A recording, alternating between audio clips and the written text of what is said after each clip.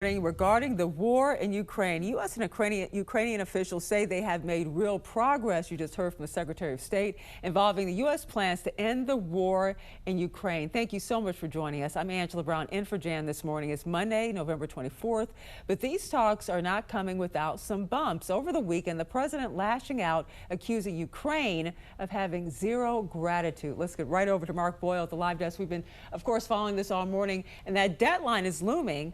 Thursday, I believe, for Ukraine to accept at least some parts of this. That's right. Thursday's the deadline. So the clock is ticking, and there will be ongoing conversations all week this week, Angela, to make sure everything is set in stone as this plan is coming together to try and put an end to the war between Russia and Ukraine. They've now drafted what's called a refined version of President Trump's 28-point peace plan.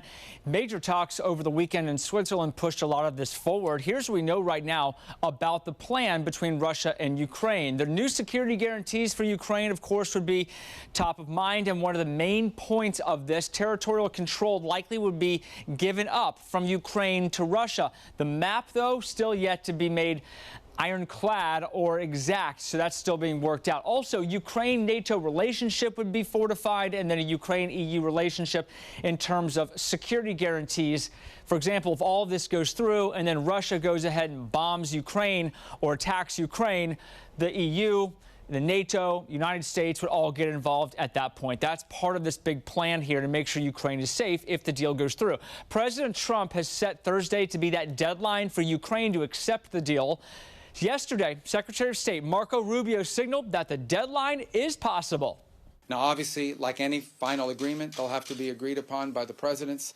And there are a couple issues that we need to continue to work on. But I think the report today is that I think today was worthwhile. It was very, very, it is probably the most productive day we have had on this issue.